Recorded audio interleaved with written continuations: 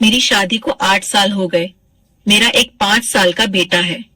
मेरे पति राजेश एक फैक्ट्री में काम करते हैं।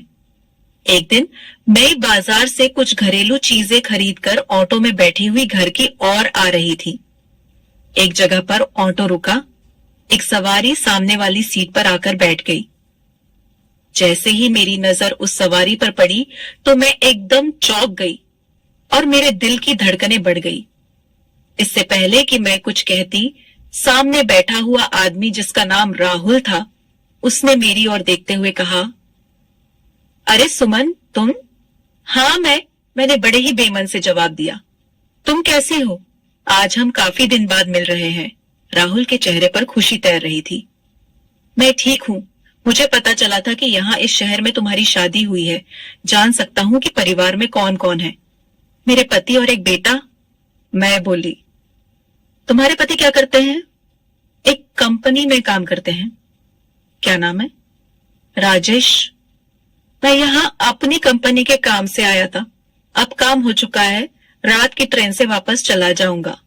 राहुल ने मेरी ओर देखते हुए कहा। घर का पता नहीं बताओगी क्या? क्या करोगे पता लेकर? मैं कुछ सोचते हुए बोली। कभी तुमसे मिलने आ जाऊंगा। क्या करोगे मिलकर? देखो राहुल, अब मेरी शादी हो चुकी है और मुझे उम्मीद है कि तुमने भी शादी कर ली होगी। तुम्हारे घर में भी पत्नी व बच्चे होंगे। हाँ, पत्नी, एक बेटा और एक बेटी है। तुम मुझे पता बता दो। वैसे तुम्हारे घर आने का मेरा कोई हक तो नहीं है, पर एक पुराने प्रेमी नहीं, बल्कि एक दोस्त के रूप में आ जाऊंगा किसी दिन। मैंने उसे अपना पता बता दिया। कुछ देर बाद ऑटो रुका। मैं ऑटो से उतरने लगी। सुमन, अब तो रात को मैं वापस जा रहा हूं, फिर किसी दिन आऊंगा। मैंने कोई जवाब नहीं दिया। घर पहुंचकर मैंने देखा कि मेरा बेटा कमरे में बैठा हुआ स्कूल का काम कर रहा था। मैंने बेटे को खाना खिलाया और उसके बाद कमरे में जाकर लेट गई। मुझको तकरीबन 8 साल पहले की बातें याद आने लगी, जब मैं कॉलेज में पढ़ रही थी। कॉलेज से छुट्टी होने पर मैं एक नौजवान को अपने इंतजार में पाती थी। वह राहुल ही था। हम दोनों का प्यार बढ़ने लगा। मैं जान चुकी थी कि राहुल किसी प्राइवेट कंपनी में नौकरी कर रहा है। मेरे पिताजी का अपना कारोबार था। हम दोनों शादी करना चाहते थे, पर मेरे पापा को यह रिश्ता बिल्कुल मंजूर नहीं था। लिहाजा मैंने और राहुल ने घर से भागने की ठान ली।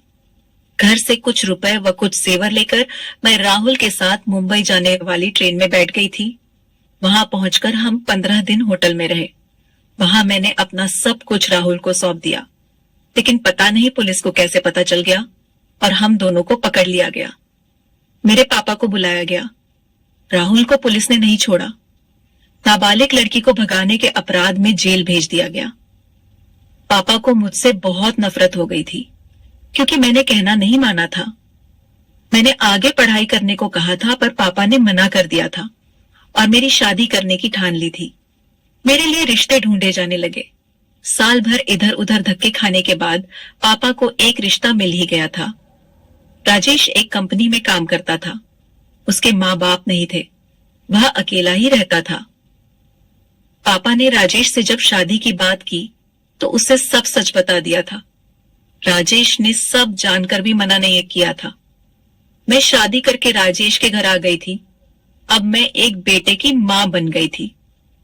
एक दिन राजेश ने कहा था, देखो सुमन, मुझे तुम्हारी पिछली जिंदगी से कोई मतलब नहीं। तुम भी वह सब भुला दो। इस घर में आने का मतलब है कि अब तुम्हें एक नई जिंदगी शुरू करनी है। जी हाँ, मैं ऐसा ही करूंगी। मैं राजेश को पति के रूप में पाकर खुश थी और उसने भी कभी शिकायत का मौका नहीं दिया था।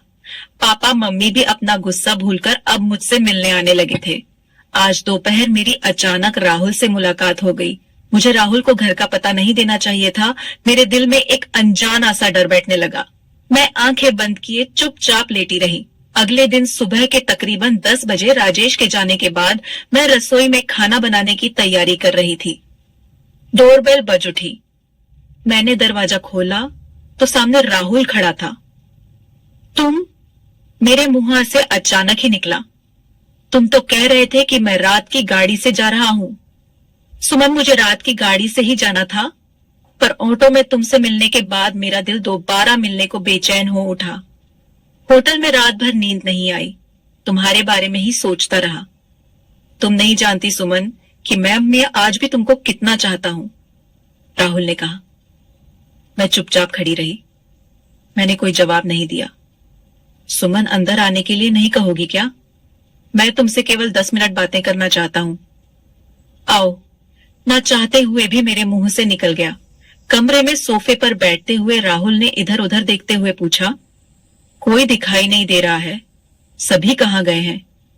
बेटा स्कूल गया है और पति दफ्तर।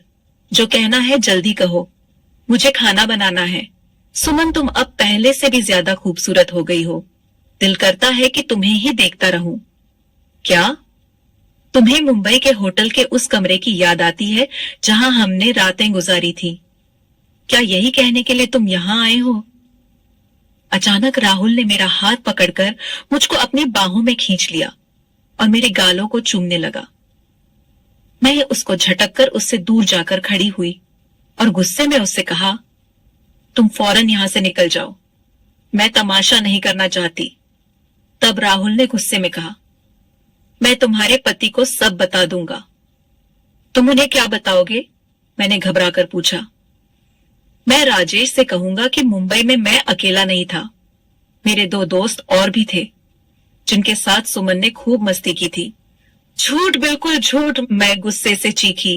यह झूठ है, पर इसे मैं और तुम ही तो जानते हैं।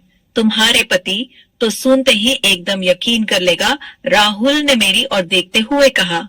मैंने हाथ जोड़कर पूछा, तुम आखिर चाहते क्या हो? मैं चाहता हूं कि आज मैं तुम्हारे साथ वही करना चाहता हूं जो हमारे बीच होटल में हुआ था। नहीं राहुल, अब मैं वह नहीं करूंगी। अब मैं अपनी जिंदगी में जहर नहीं घोलूंगी। राजेश मुझ पर बहुत विश्वास करते हैं, मैं उनसे विश्वासघात नहीं करूंगी, मैंने राहुल से घूरते हुए कहा। तो ठीक है सुमन, मैं राजेश से मिलने जा रहा हूं दफ्तर, राहुल ने कहा। दफ्तर जाने की जरूरत नहीं है, मैं यहीं आ गया हूं, राजेश की आवाज सुनाई पड़ी। यह देख मैं और राहुल पूरी तरह चौंक उठे। मेरे चेहरे का रंग एकदम पीला पड़ गया। यहां क्यों आया है? राजेश ने राहुल को घूरते हुए पूछा। तुझे इस घर का पता किसने दिया? सुमन ने। कल ये मुझे बाजार में मिली थी, राहुल बोला। मैंने घबराते हुए राजेश को पूरी बात बता दी।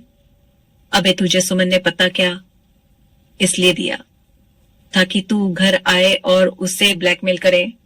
मैंने तुम दोनों की बातें सुन ली है, अब तू यहां से दफा हो जा। फिर कभी इस घर में आने की कोशिश की तो पुलिस के हवाले कर दूंगा, राजेश ने राहुल की और नफरत से देखते हुए गुस्साई आवाज में कहा। राहुल चुपचाप घर से निकल गया। मुझको रुलाई आ गई।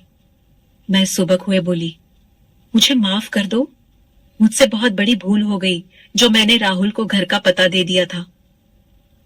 हाँ सुमन, यह तुम्हारी जिंदगी की दूसरी भूल है जो तुमने अपने दुश्मन को घर में आने दिया। राहुल तुम्हारा प्रेमी नहीं बल्कि दुश्मन था।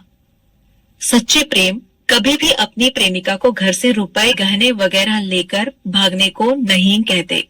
मेरी आंखों से आंसू बहते रहे, राजेश ने मेरे चेहरे से आंसू पोंछते हुए कहा। सुमन, मुझे तुम पर बहुत विश्वास था, पर आज की बातें सुनकर यह विश्वास और बढ़ गया है। मैं अपने आंसू पोंछते हुए राजेश के गले लग गई। तो दोस्तों, ये कहानी यहीं पर खत्म होती है। अगर आपको कहानी अच्छी लगी है तो इस कहानी को अपने दोस्तों के साथ शेयर जरूर करें। धन्यवाद।